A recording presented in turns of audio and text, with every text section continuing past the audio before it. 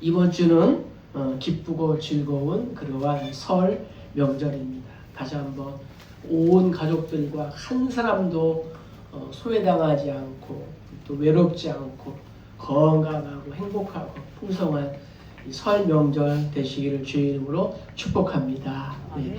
우리 신명기 16장을 보면요, 하나님께서 이 절기를 지키면서 4가지를 행하라 이렇게 말씀하고 있습니다. 4가지를 행하라. 무엇이냐? 하나님께서 우리에게 지켜라, celebrate, 지켜라, 절기를 지켜라는 거예요. 네. 두 번째는 기부, 공수, 즉 빈손으로 하나님께 나오지 말고 하나님께서 복 주신 대로 헌물을 드려라, 기부. 세 번째는 뭐냐? rejoice, 내 하나님 여호와 앞에서 즐거워하라는 거예요. 그래서 주일날은 이 교회가 잔치집이 돼야 돼요. 축제의 장이 돼야 돼요. 교회가 크고 적고를 떠나서 즐거움이 있어야 돼.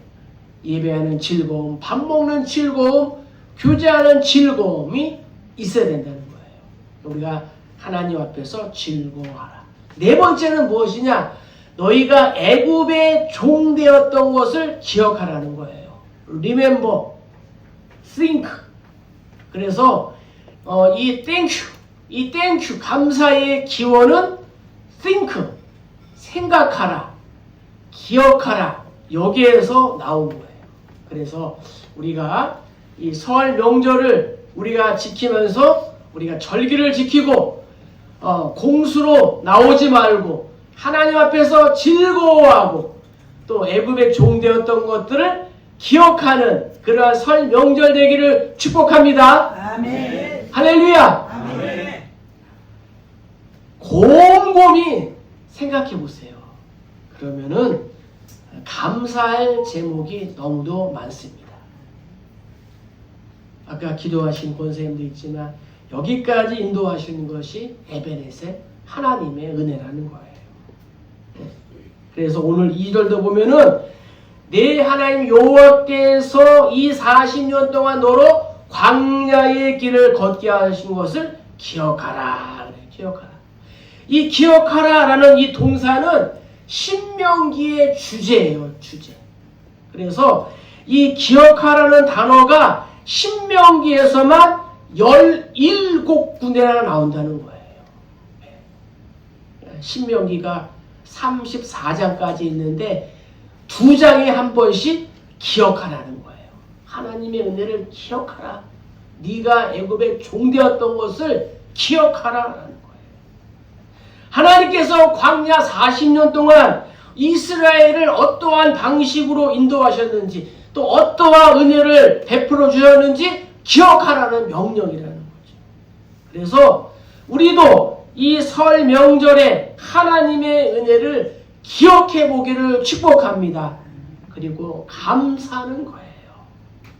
하나님께서 광야 40년을 지나면서 이스라엘 백성들에게 한 5가지 정도의 은혜를 베풀어 주셨습니다. 자, 첫째는 무엇이냐? 오늘 성경에 보니까 너를 낮추시며 너를 시험하사 낮추심의 은혜를 주셨다는 거예요. 사람을 낮추고 겸손하고 때에 따라서는 비참하게 만드는 것이 무슨 은혜입니까? 라고 반문할 수도 있겠지만 사람은 조금 낮아지고 겸손해야 은혜를 받게 되어 있습니다. 이것이 겸손하게 하시는 하나님의 은혜라는 거죠. 하나님은 당신의 백성들이 교만한 상태에 머물러 있기를 원치 않으십니다. 고개를 뻣뻣이 들고 다리를 꼬고 있으면서 오늘은 목사님이 무슨 말을 할까? 무엇이라고 하는지 들어볼까? 하는 태도는 은혜를 받을 수가 없다는 거죠. 목사님이 한 주간 동안 기도하며 오늘을 위해서 어떠한 말씀을 준비하셨을까 하면서 기대하고 기다리고 사모하는 마음으로 겸손한 마음으로 우리가 임해야 하나님의 은혜를 받을 수가 있는 거예요. 성경에 교만은 패망의 선봉이다 라고 이렇게 말씀하셨습니다. 교만한 사람은 반드시 패하게 되어 있습니다. 그러므로 하나님께서 오늘 우리의 자세를 또 낮추시고 겸손하라 하는 이 말씀에 우리가 귀를 기울이기를 축복합니다. 지금 이탈리아에서 동계 올림픽을 하고 있습니다. 모든 운동 경기가 그렇지만 한번 생각해 보세요. 테니스, 탁구, 배구, 예를 들어서 이러한 운동들은 어떻게 해야 돼요? 자세를 낮추고 있어야 돼. 자세를 낮추고 있어야지 공이 잘 보이는 거예요. 꼿꼿이 일어서면 공이 잘 안 보인다는 거죠. 그래서 결국에 경기에서 지게 되는 거예요. 하나님이 우리를 또 낮추시고 내가 낮아지면 하나님이 우리를 높이시고 높여줄 줄로 믿습니다. 그래요. 겸손은 존귀의 길잡이라고 했어요. 낮추시는 은혜가 먼저 오고 그 후에 존귀하게 하는 은혜가 오게 되는 거예요. 혹시라도 하나님이 왜 나를 이렇게 낮아지게 하셨는가 라고 이렇게 생각하신다면 그것이 바로 은혜이고 낮아진 다음에 또다시 하나님의 은혜가 찾아온다 라는 사실을 반드시 기억하시길 주의 이름으로 축복합니다. 하나님께서 이스라엘 백성들을 낮추시기 위하여 쓰신 방법은 무엇이냐? 목마름과 배고픔이에요. 빵과 물이 없는데 교만할 사람은 없습니다. 지금은 편의점에 가면은 마트에 가면은 빵과 생수를 우리가 원 없이 사고 먹을 수 있지만 광야에서는 빵과 물을 구할 수가 없습니다. 빵과 물이 없는 척박한 땅에서 바라볼 수 있는 것은 오직 열린 하늘만 바라볼 수 있는 거예요. 하나님의 은혜. 그래서 인간이 아무리 위대하다 해도 빵 문제, 이 물 문제를 해결할 수가 없습니다. 하나님께서 1년만 가뭄을 내리시면 반드시 빵 문제, 이 물 문제가 생기게 되는 거예요. 우리가 오늘날 오면서 이 물을 타먹는다.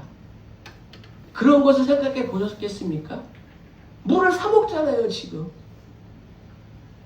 우리가 풍성하게 물을 사용하고 있는 것 같지만 사실 대한민국도 물 부족 국가입니다. 하나님께서 1년 동안 기근을 내리시면 우리나라는 난리가 날 거예요. 아무리 과학기술이 발달하고 최첨단 슈퍼 컴퓨터를 통하여 날씨를 파악하고 위대한 정치 철학을 가지고 있다 할지라도 인간은 빵 문제, 물 문제를 스스로 해결할 수가 없다는 거예요. 인간이 독립적인 존재가 아니라 하나님을 의존하면서 살아가야 하는 존재임을 하나님께서 우리에게 가르쳐 주셨다는 거죠. 낮아지고 겸손해져야 하나님의 기적과 은혜, 하늘의 문이 열리는 역사를 경험하게 된다라는 사실을 꼭 기억하시길 주의 이름으로 축복합니다.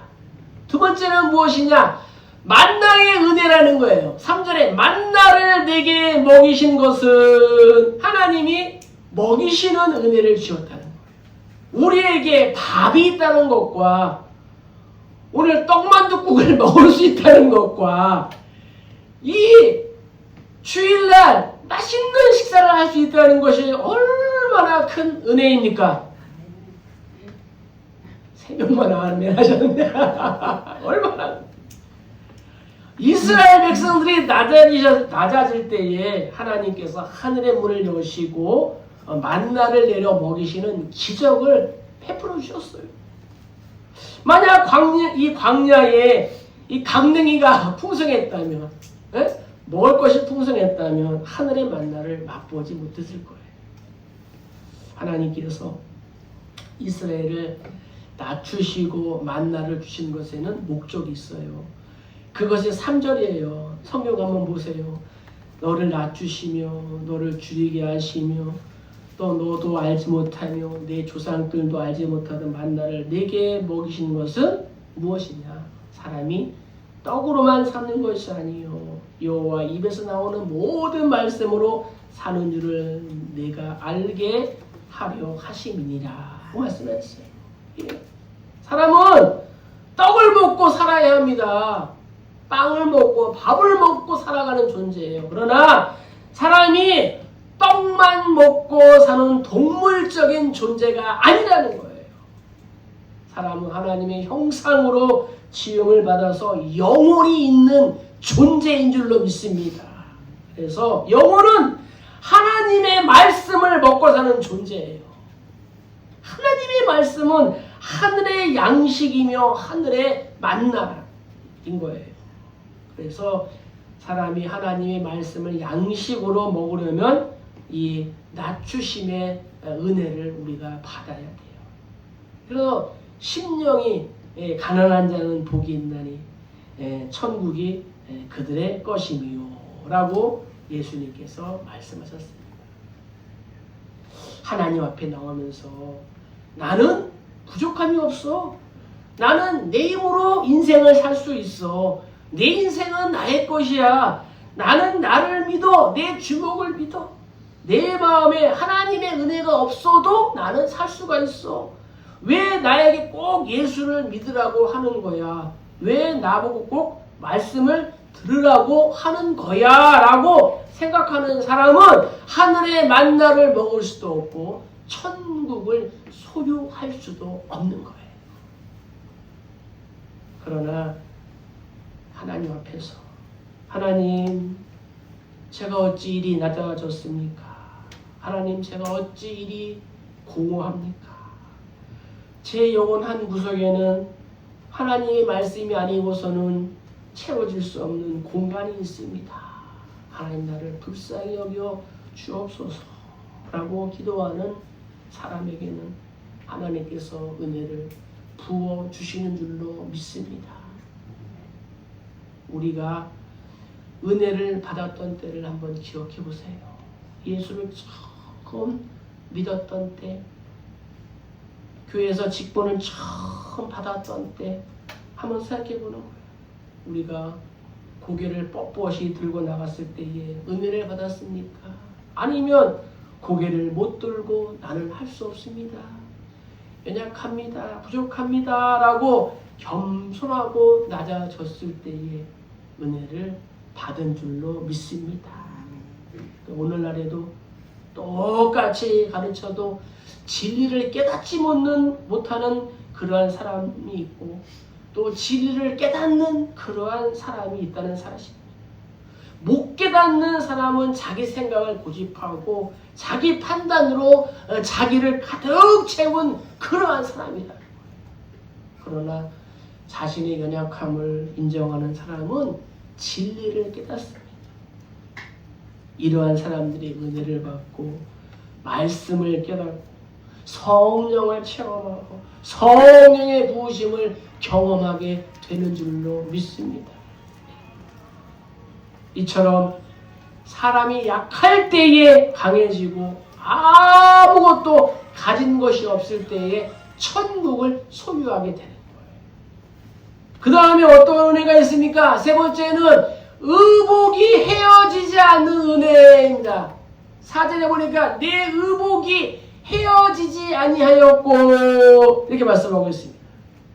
이스라엘 백성들이 40년 동안 광야에 생활할 때에 어떻게 해요? 의복이 헤어지지 않았다는 거예요.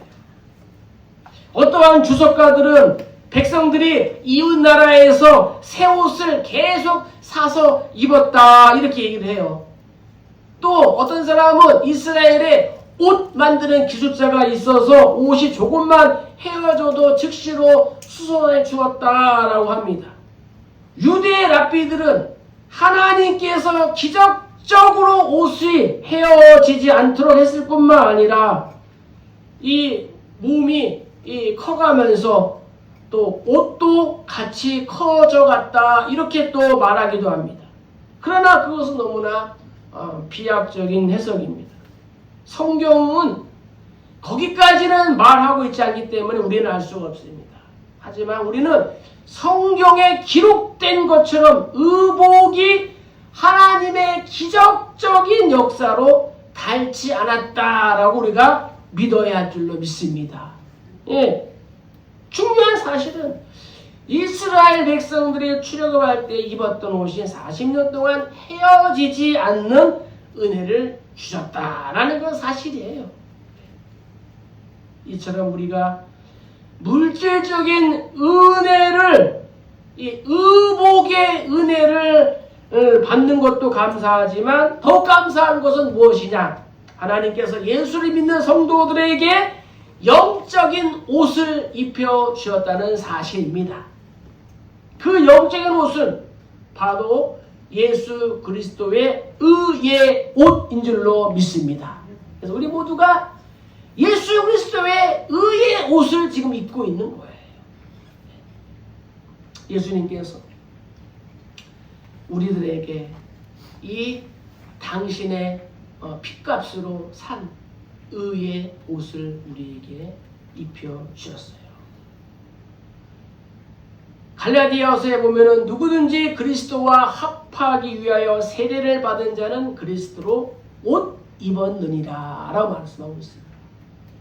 그러니까 세례받은 우리 모두는 예수 그리스도로 의의 옷을 입은 사람이라는 거죠.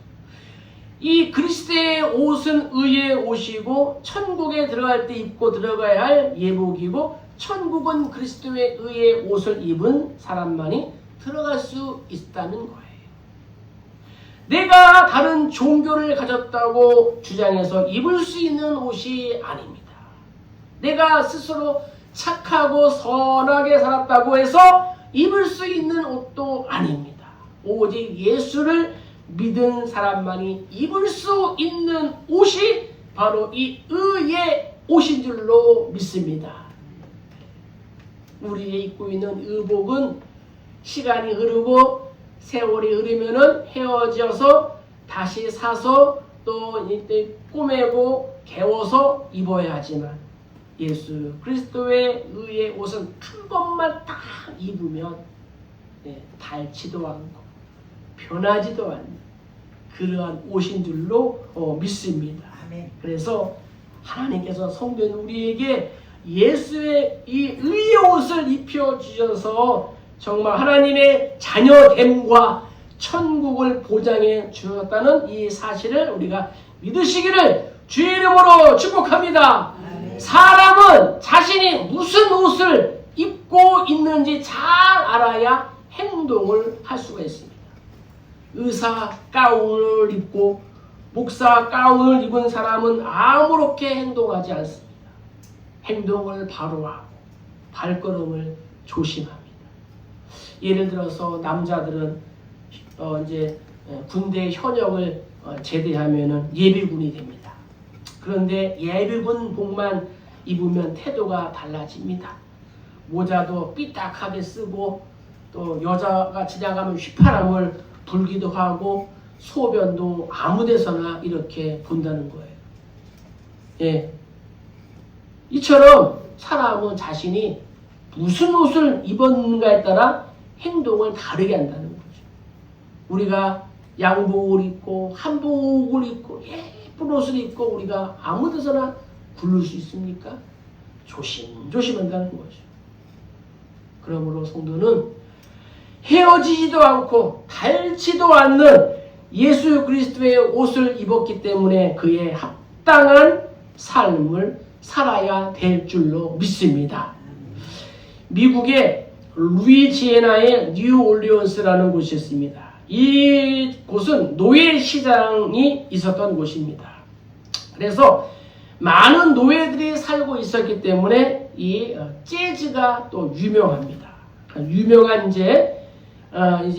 루이 암스트롱, 이 사람도 이제 루이지애나 뉴올리언스 출신인데, 이제 링컨 대통령의 남북 전쟁 후에도 사람들은 노예와 같은 생활을 지속했다는 거죠.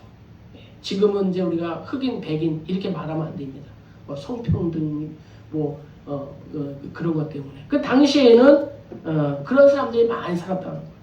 어느 날 침례교 목사인 마틴 루터 킹 주니어가 등장합니다. 그래서 설교합니다. I have a dream. 나는 꿈이 있습니다. 라는 제목으로 설교를 한 거예요. 이제 우리는 모든 사람이 구별과 차별이 없이 함께 식사하고 함께 천국에 들어가며 자녀들이 학교에서 함께 공부할 날을 꿈꿉니다. 라고 이렇게 부르짖었습니다. 이 자신의 메시지를 통해서 이제 모두가 평등하며 자유인으로 행동할 것을 역설한다는 거죠. 모든 사람이 한 곳에서 하나님께 예배 드리는 그날이 오기를 꿈꿨다. 우리도 마찬가지. 우리가 입고 있는 이 옷이 예수 그리스도의 의에 오신 것을 우리가 알고 또 이 옷에 또 합당한 그러한 삶을 또 살아가는 우리 모두 되기를 주의 이름으로 축복합니다. 네 번째 어떤 은혜냐? 발이 부르트지 않는 은혜를 주셨다는 거예요. 4절에 보니까 내 발이 부르트지 아니하였느니라 이렇게 말씀하고 있어요. 우리가 장거리를 걷고 높은 산을 등반하다 보면은 발이 부르트고 물집이 생겨서 낙오하는 경우가 생깁니다.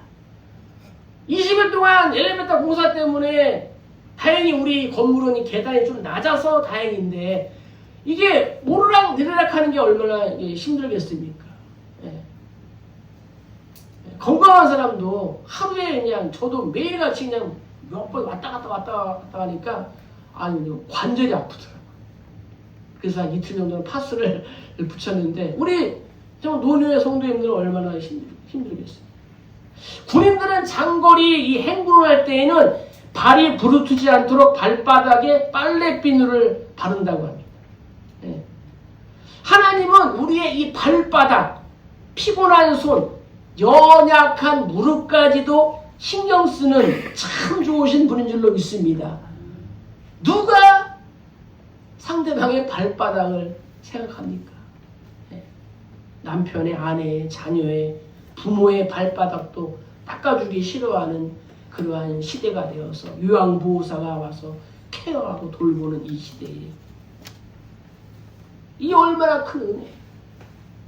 우리가 바쁜 일과 또 중에도 이 일을 감당할 수 있는 건강과 힘을 또 주시고 발바닥까지 지켜주시는 것이 하나님의 큰 은혜인 줄로 믿습니다.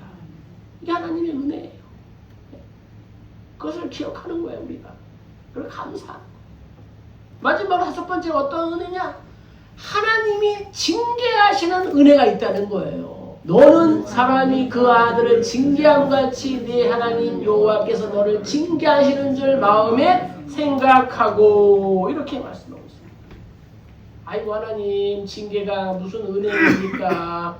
사랑만 해주셔야지 은혜지. 군대나 직장 등 인간관계에서 말썽을 부리는 사람들을 흔히 고문관이라고 이렇게 부릅니다. 고문관들의 한 가지 특징은 무엇이냐? 부모들이 자녀에게 신경을 쓰지 않는다는 특징을 공통적으로 가지고 있습니다. 마치 내놓은 자식처럼 부모가 신경을 쓰지 않으면 그 사람은 고문관이 되기 마련입니다. 그러나 건실하게 자녀를 징계하고 야단치는 부모 밑에서 자란 자녀는 잘못을 하다가도 결국에는 다시 돌아오게 되는 거예요. 그래서 징계하시는 것도 하나님의 은혜다라는 사실을 우리가 기억해야 되는 거예요. 자, 징계의 두 가지 특징이 있습니다. 징계의 두 가지 특징은 무엇이냐? 이거예요. 히브리서 12장 8절 읽겠습니다. 징계는 다 받는 것이오늘 너희에게 없으면 사생자요 친아들이 아니니라. 아멘. 징계는 하나님의 자녀가 되었다는 증거라는 거예요. 죄를 짓고 사는데도 모든 것이 잘 되고 형통하고 행복한 분이 계시다면 죄송한 이야기지만 그 사람은 하나님의 자녀가 아닐 수 있어요. 하나님의 자녀는 죄를 지으면 하나님의 징계가 있다는 거예요.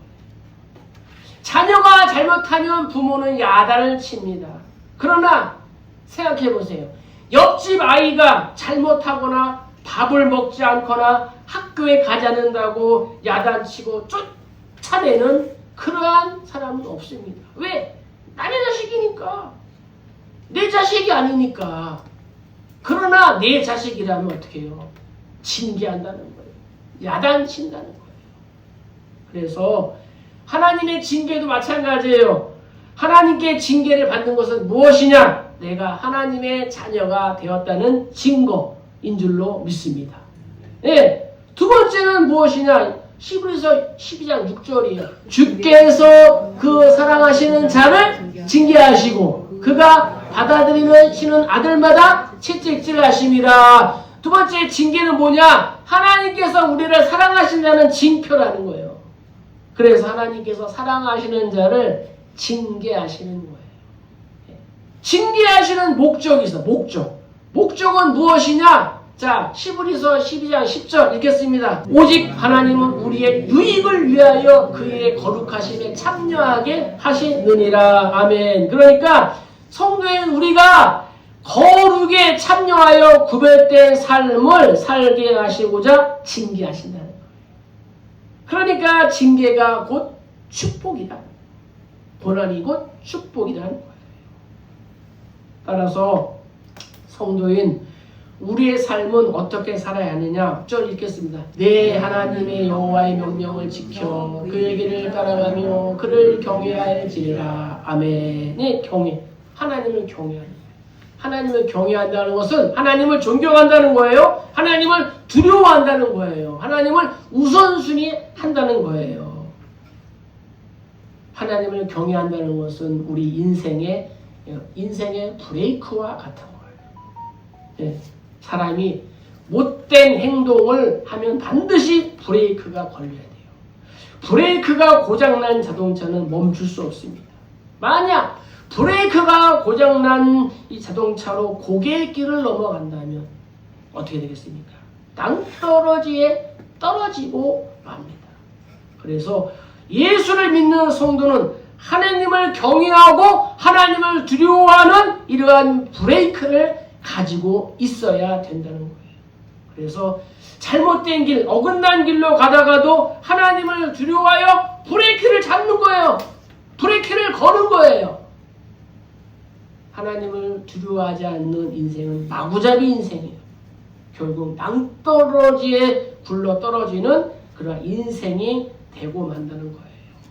자, 오늘의 말씀에 이러한 귀한 복이 있습니다. 자, 그것은 무엇이냐? 하나님을 경외하면 이러한 복을 받는다는 거예요. 그것이 이제 7절부터 10절까지에 있습니다. 내 하나님 여호와께서 너를 아름다운 땅에 이르게 하시나니 그곳은 골짜기든지 산지든지 시내와 군천과 샘이 흐르고 밀과 보리의 소산지요 포도와 무화과와 석류와 감람나무와 꿀의 소산지라.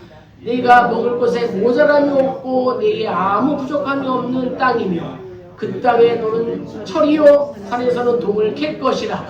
네가 먹어서 배부르고 네 하나님 여호와께서 옥토를 네게 주셨으므로 말미암아 그를 찬송하리라. 아멘. 네. 이스라엘이 들어가는 가나안 땅은 어떤 땅이냐? 물이 풍성하고 7가지의 농산물이 풍성하다는 거예요. 7가지가 나온 것은 완벽하다는 거예요. 완벽하다는 거야. 지화자원에 부족함이 없는 땅. 그래서 그 땅에 합당한 백성으로서 하나님을 섬기며 살도록 하나님께서 광야 훈련을 시키고 가나안 땅을 이렇게 인도하신 줄로 믿습니다. 하나님은 당신의 백성들이 이 천국에 들어가서 천국 백성으로 합당한 삶을 살도록 우리를 인생 광야 훈련을 시키는 거예요.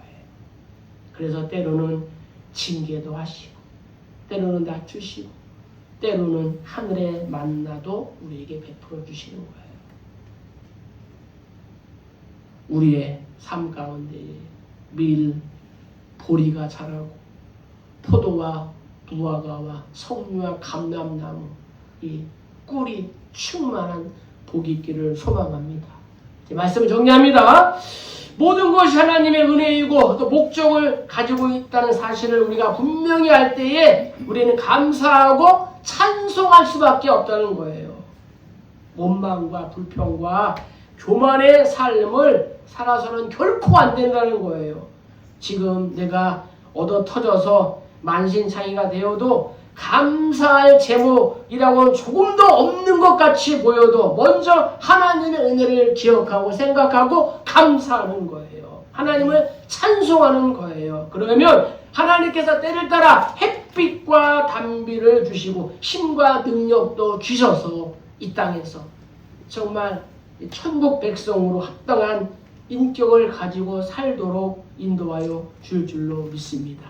네, 우리 모두에게 감사와 찬송의 풍성한 그러한 절기 되시길 주의 이름으로 간절히 축복합니다.